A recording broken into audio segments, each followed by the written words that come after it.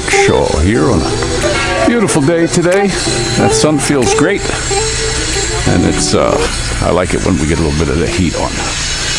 But it's the 22nd of January 2021. It's a Saturday. Guys are all working though today. Probably a bunch of them will work tomorrow, and that's just how it goes around here. Everybody's humping, that's for sure. I'm glad to see it. Morning, Tatai. But I saw in the news, I seen old Meatloaf kick the bucket, and so did Louis Anderson. That's a bummer. Of course, the one guy I thought was really funny that we lost a while ago, I think it was, it must have been about 6 months ago, was Norm Macdonald. He was always one of my favorites, that guy. But yeah, Meatloaf, I don't know him if he was in on this pedophile stuff, but he did all the signs that all them do with the one eye and all that crap. So who knows about him? But that's a bummer. But something that's happening here at the house that's really good. I got my beautiful little Dolly right there, and she is a absolute excellent helper around the house. I remember when she'd be wanting to help her mom do laundry and stuff, and her mom would chase her away, and I'd say, no, honey, don't do that. When they get big, they're not going to know how to do it. So she relented and let her help. And yeah, are they perfect at first? No. But now she's a super duper helper.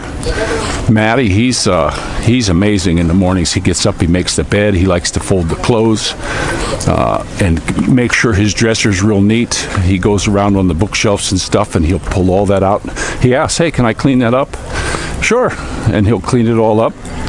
He's known how to do it without a wet rag, just for dusting.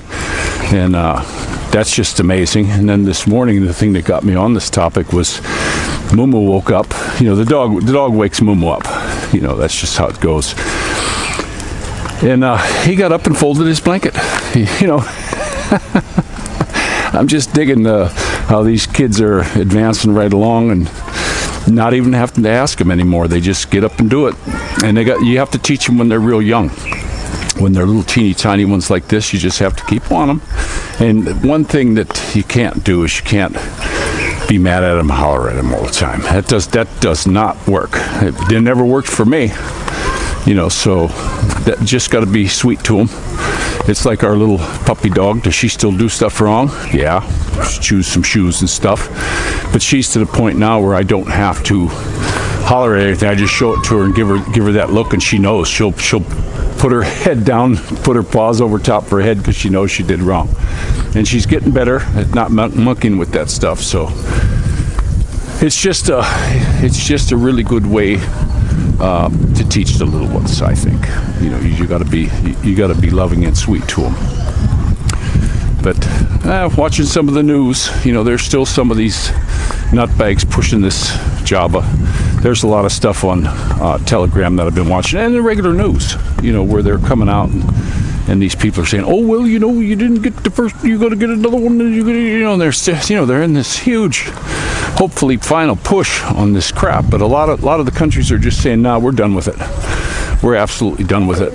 So, but I see here in this country, they just said when the election comes up, which is only a few months away, there's going to be rolling brownouts, you know.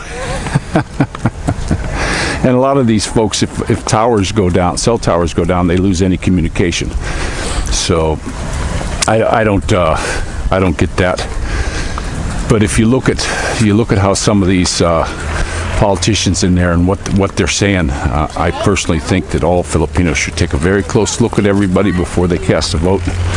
Here, I know how it works in the local elections from first-hand knowledge that a lot of these people that go in to get stuff, they buy it. You know, they pay people to vote a certain way. And you can't just keep doing that. It doesn't work. And now in my own country, they got the, you know, even the old bite hole is saying, oh yeah, well, you know, this election, you know, it could have been false and all this baloney. And then you see the VP, the laughing hyena, she's all freaked out in a lot of her interviews. So there's something going on. And now Hillary, she's throwing her hat in. And I can't get that. If anybody would want to go for that woman, there's something bad wrong with you. I mean, she's got so much baggage and skeletons it isn't funny. But I truly believe that last one was wrongly done. You can still tell by the people. Yeah, you can go that way. You can tell by the people at these rallies and stuff. You know, it's just not. It's not what should have happened, but it is. And you see a lot of news, you know, they talk about these dumbs and that there's this big war going on, and then on the 20th it's the year, and then the military can take blah blah blah blah blah, and they've been giving you this line of crap for so long. I'm just not buying it anymore.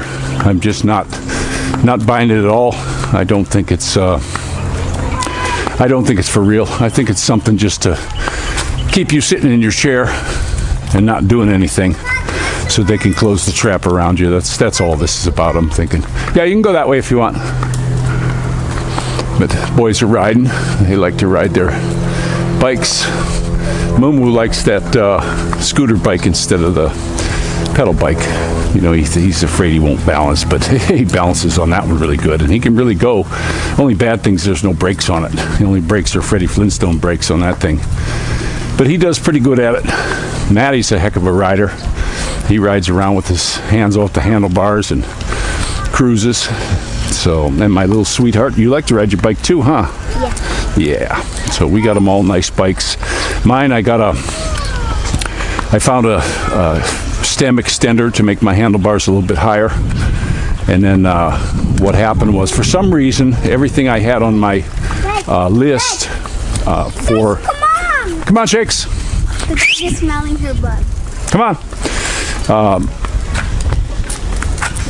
Everything just disappeared. It was all wiped off of my cart. So I was like, oh, what the heck's that? So I went back and was looking for that again, and I couldn't find it, but I found a nicer one. I found a real nice one that just clips onto what I have there, and then it has an adjustment, and it'll raise it up to 130 millimeters from where it was before. So that's going to get those handlebars up a little bit, and I don't got to replace the handlebars. Now, I don't know, most of the cables are plenty long except the front brake.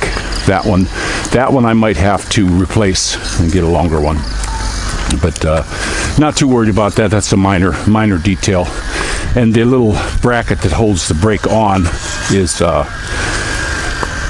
it cracked and broke. It's still holding on, but that I got to replace that too. I'll probably just go up to a bike shop and get the stuff I need. Hey, here you go. Right there, sweetie. Yes, look at that. Money, money, money. But it's turning out to be a really good day. Yesterday was kind of nice. I'm not seeing too much of a lockdown here as of yet. I am hearing about a lot of friends and stuff that are getting sick. It could be the ones I'm hearing getting sick are New York, LA areas, and all this where you see a lot of the 5G going on, and that could be it. You know, they stopped the planes because they're afraid of this stuff, and they tell you that this 5G doesn't travel very far, so they got these things all over. Well, what would the planes be worried about if it doesn't travel that far? So there's something more than they're telling you, but that could be the reason. I'm not saying it is. It could be, you know, because they're cranking this stuff on all over the place, and all of a sudden we got a bunch of people sick again. So, you know, they don't want to stop this thing. They want to push it as long as they can. I think a lot of the people that are Jabba the Hutted are going to go the way of the dinosaur. You know, it's just not good what's going on with them. Now, I did see an article that Gates went and backpedaled on everything, but I'm wondering if it was fake news because I haven't seen it anywhere else, just one place, and they didn't have a video of him saying it. They just had a write-up, supposedly quotes.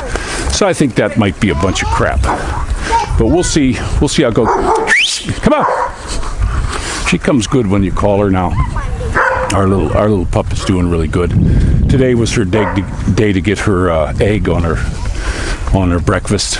We like to give her a raw egg once a week, and boy, she just digs that. She cleans up a whole bowl, and but she's being a good little pup. She sticks with us real good. I see these guys got this all cleared up yesterday. They did a lot of cutting here. These guys who cut all this stuff, it's just like a never-ending job for them. The same guys are here 6 days a week cutting, and man, so, and there's our little two-stroke guy. Smoky and noisy. A double whammy. Me, I don't like, that's one thing I never liked was noisy motorcycles.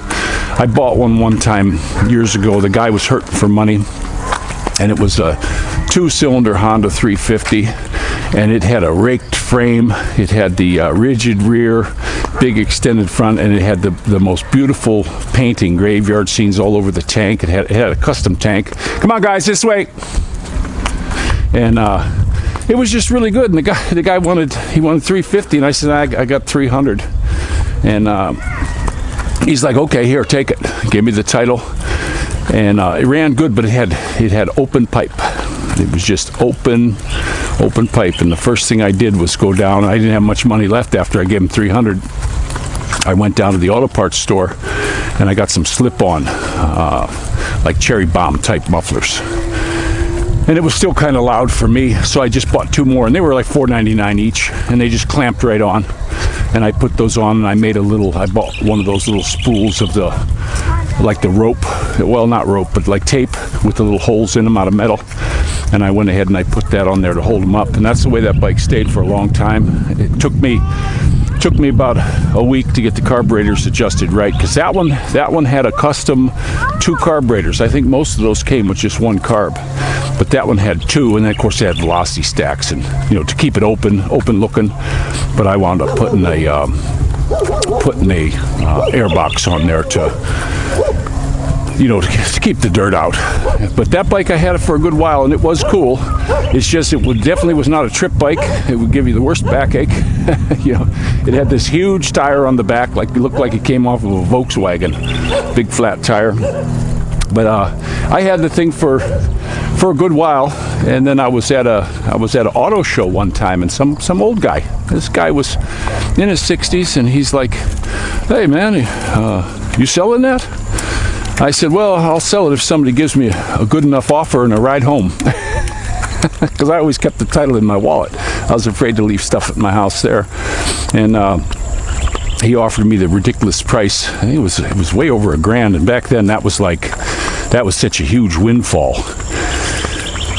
And I turned down. I always said you always turn down the first offer. I think, that's not big enough for me. And then the guy, he said, "Well, that's all the cash I have, but I have other stuff. You wanna follow me over to my house?" And we went into his shed, and he had all kinds of stuff. He had motors and all kinds of stuff like that. So I wound up getting I think it was $1,000 and 650. I got a 650 Yamaha motor off, and it was blown. Something happened to it. They didn't change the oil or something. And then I spent time rebuilding that. And it wasn't too bad. None of the bearings were shot, or just the rings were shot. It was really burning oil. But I mean, it ran. So I went ahead and I had the jugs rehoned. I knew a guy that had a really good press to lock it down tight, and then he just basically honed it until it was cleaned out. And we bought a new set of rings, and I put everything back together, and of course put some fresh oil in it. And it took about 4 or 5 oil changes before the oil would stay clean. So I had a lot of gunk in there, and I cleaned out as much as I could when I had it apart. I didn't split the case though, and but it was good. There was no play in anything. And then I had that motor sitting around for a while, and then that sold. I had a buddy's like, "Hey man, I want to build a bike. That'd be a great motor. It looks cool." And I don't remember what I got for that at the time, but I told him, "Hey, I got a lot into it." I didn't tell him about the $1,000. I said I traded it for my chopper, and he goes, "Oh, really?" And I said, "Yeah, I traded it for the chopper," and then I didn't tell him about the 1,000. He's like, "Oh, okay." And then I wound up getting a fence out of that. He was a fence guy, and he put me up this huge fence that was covered 2 acres. Did the whole job. I helped dig the hole, so. And he fixed me all up. So that was pretty good deals. I always like trading and stuff like that. And I'm thinking with the way the money's going, we're going to have to get back to a barter system. I think a lot of folks need to start really buying locally. and not buying all this food. You look at a lot of these foods now. They're talking the crap they're putting in the foods. You don't need to be eating that. You look at people with their bodies, how the bodies are getting so out of shape. It's from the diet, guys. You got to eat fresh foods, and people just eating packaged stuff. When I go to the stores here, I'm just amazed. Half of the cart will be filled with cakes and pies and boxed foods, and people buy all kinds of stuff like that. And me, I was never one to do that. I used to go to work for lunch. I'd have like onion, carrot, celery, stuff like that, maybe a can of fish. And I used to love those kippered snacks, and that would be my lunch. And or half a head of lettuce. Guys looked at me real funny while they're eating their hamburgers and cold fries and all the garbage. And you look at them guys today, and a lot of them got a lot of troubles. Some of them are still working, some of them are retired, but they're having, I'm still having some health problems myself with this back, and then of course I had a little bit of the heart trouble. But, these guys are having diabetes, their weight is terrible. Some of these guys should weigh 140 pounds, and they weigh 240. You can't sustain that. Let's go this way, guys. You can't sustain that. Now, I know when I was working, I was pretty heavy, and when I got here, I lost quite a bit of weight, which was, that was pretty good. I feel all right. But I looked on when I was in high school playing sports and stuff, they used to do your physical every year for you. Do your weight, height, all this kind of stuff, breathing. They ran all kinds of tests, EKGs and all that. And I weigh the same now as when I was in high school, so I guess I'm doing all right. I still got a little bit of a spare tire, but I got to get the stomach cleared out. I wish I could find here that I had a really good colon cleanse years ago. My Indian doctor said take it, and he says this will help you. And he didn't sell it to me. He said here's where you can get it, and he gave me the number to order, and he says this is the one I recommend. And I really trusted that guy, and I took it. And it was over a period of a pretty long time that you took it. I think it was a few months. You had to take something every day, and boy, I'll tell you what, I slimmed up. I mean, I ate the same, but I really slimmed up. But because I had years when I was young that I was eating garbage, and I do it sometimes still, like with the pizzas and stuff. So I sure would like to find one of them again. I can't find a real good one. Some of them will just be a pill. Take this and you're fixed. No, it doesn't work that way. When I took that last one, it just was amazing what was coming out. It really cleaned everything out. And I actually, after a few weeks of taking it, and just unbelievable what was coming out, I started feeling great. I mean, I felt good. And I remember after I took that, I think I went for about 6 or 7 years where I wasn't sick at all.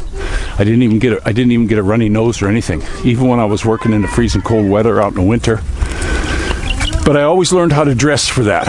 When you're in the real cold weather, I knew guys that would put on their, one big heavy coat and then a shirt underneath, and they had no way of cooling. I used to layer my clothes. That's something I learned from my mother. You keep loose clothes in the winter and layer them. I used to go golfing when it was, 20 degrees outside. As long as there was no snow, I used to had a hand warmer in my bag to keep the golf balls warm. And you could get long drives. You can get 400 or 500 yard drives because the ground's like, hitting on concrete. But I had wool socks, and then I actually wore sandals. They were like Crocs golf shoes. And then I had a nice Daymart shirt, water wicking shirt, thin one, t-shirt, and it had the ribs on it, like for the cops who wear the vest. It had ribs on it. And then I had a Shetland wool vest and a windbreaker. And then I had a wool hat. It was like the black hat I have now, but it was more rounded like the derby. And I'd put that on. And when I started warming up a little bit, just take the hat off for a few minutes, and or unzip the windbreaker a little bit. But I could go out in the freezing cold, and I never got cold. I don't remember being out working ever and being cold, where a lot of guys would sit there and shiver. You know, they'd be, ooh, it's cold. Yeah, well, you're dressing wrong. They're saying, I don't know how you can go out with such a small amount of clothes on. Well, if you dress right, you don't need a bunch of clothes. You know, now when I was working, you're not allowed to have nylon clothes. But usually when you're out in the cold, you're not working with hot stuff anyway. And we used to bring a torpedo heater. A lot of guys had these big torpedo heaters, and they'd bring them to try to heat the whole room. I had a little tiny one. I got this little teeny tiny one, run off of kerosene, and I had myself a battery. It had a battery on it that ran it. Over there to this one. Yeah, you can. And it ran off a battery. The motor was 12 volt, and that would run all day. It was a marine battery. That would run all day for me, and you just hit the button, turn it on, and it was a very small one. I think it was only about, well, I don't know, 2 feet long, and diameter maybe a foot. And that son of a gun, I would just drag it with me. I used to tie it up to the ceiling with a wire and have it blowing up high. And if I was in one spot, like in a transformer room or something like that. So that worked out really well. Here's our big doggy, big noisemaker. Woof, woof, woof. Morning, Mr. Noisy. Yeah, I know. When in the morning when I walk past here, I always carry it so he don't bark in the morning. Yeah. Yeah, our little doggy likes to run around and chase after the big doggies. She'll get nipped one day and then she'll quit doing it. Lazy bones. But it is a fantastic day. I'm starting to get a little sweat up, which is what I like. I always like the heat. I could actually be in the desert and probably be happy. Yeah, but some people don't like it. Now me here, one of the biggest mistakes I made on the house was having putting those air conditioner holes in. Of course, it might be good if we ever sold it. I doubt, probably won't, but it depends on what they're going to do in this country, who gets in and how draconian they're going to get, you know, because they might just say heck with it and head to the States. Who knows how it's going to go there? You know, you just never know. But you know, that was a mistake putting the air conditioners in, because we don't really use them. Don't use the air conditioners. I'm going to fire them up when we get a real hot day. I'm going to fire them up just to keep them running. But I did lose when we took them out of the package and we hung them. We had time to get the guy to get the brackets and all this stuff for them. And during that time, we lost a little hose for the water drain. And even though we have them tilted towards the outside, it still drips into the house, the condensation. So I have to get some tubing so we can run that outside. And I just haven't done it yet. It's just a little quarter inch drain. But I don't know why they put the drain on the front. You know, the drain should have been in the back because you're leaning back, but they didn't do that. They got it right up at the front. I guess they want some water in there. I don't know. I don't know what's the scoop is, but that's the way they did it. But it's a nice little inverter job. I did run it, and it doesn't make a big draw like the amp draw. I have an amp probe, and it's not, even when it starts, it's not drawing a lot of electricity. Inverter, plus it's got the capacitors, and you know, it doesn't draw big. It just goes up to its, you know, under an amp and runs. So a lot of people, when they buy things like that, generators and air conditioners, a lot of people buy always too big. They think bigger is better than that. Well, you're going to get a bigger bill, you know, for your generators for gas, and you're not using them at a high percentage, and you're going to get a bigger electric bill for these big air conditioners. When we ran that air conditioner, if I ran both air conditioners upstairs, closed all the windows in the house except maybe crack one upstairs and crack one down, I could probably keep the whole house cool, even on a super hot day. Of course, it stays cool now. We always get a hell of a breeze. I was thinking of wind machines, and I still have a outlet down on the bottom where I can cut the wires coming in, put a disconnect on there. It'll be a double one, you know. It'll be, you throw it up, it's on city power, then you throw it to the bottom and it'll be on generator power. And still want to do that. I'm just not in any big hurry. We're not having the outages like we had in the beginning. We'll see how it goes coming up here. And but we're going to do a battery one first, because even though when it's been out, it's never been out for more than a day. even after the storm. Now we had this wire right up in here. I don't know if you can see that, but basically right there is the splice. This big tree here fell into it and broke the wire, so we were without power for a while there. But they came in and fixed it pretty quick. I gotta give them credit for that. And our power was back up, and they did a pretty good splice. That was one of the things I used to do, and it looks okay. It looks like it's gonna hold. I was watching the guy wrap it, and he was wrapping it properly. Some people don't know how to wrap these, and if you wrap them wrong, they'll just pull apart. So, and that's a lot of electricians don't know how to wrap those. I learned from an old lineman, and showed me right off the bat. I learned a lot from guys when I was in the electrical trade and in the trades in general. I actually had a guy. He was a rodeo star. He's a little tiny guy. I think he was maybe only about 5 feet tall. Probably went about 120, but tough as nails. Great electrician. I mean, he was a fantastic electrician, but he was a rodeo star. And he had a big rodeo buckle and all this stuff. And we like to use him to climb into spaces. He could go way far back, and he was up for it. He's yeah, I'll do it. And we were in one, and he needed power. His batteries weren't lasting. And I said, well, here, we'll get you the electric drill. And then I was trying to throw him the extension cord, couldn't even get it. And he said, wait, and he climbed back out, and he said, I'm going to show you something. And he showed me how to do the extension cord so you could throw it. And he took that extension cord, and you go on one side, and then the other, and you do these loops. And he took that extension cord, 50-foot electric cord, through that space, and he whipped it out there, and that son of a gun went all the way to where he had been working. And I was just amazed. The stuff you learn. But, he roped and ranched and stuff like that. So he was a pretty amazing fella. He worked on a few jobs with us. Okay. He worked on a few jobs. Great guy. I mean, he was always on time and ready to go. I mean, he was ready to go all the time. He was a real go-getter. A little older than me, but you could see he was pretty beat up from his rodeo days.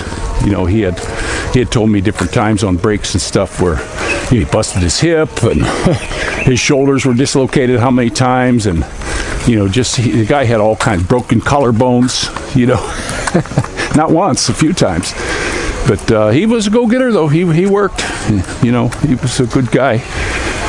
But he was an aspirin junkie. He wouldn't take ibuprofen or anything like that. He was chomping aspirins all the time.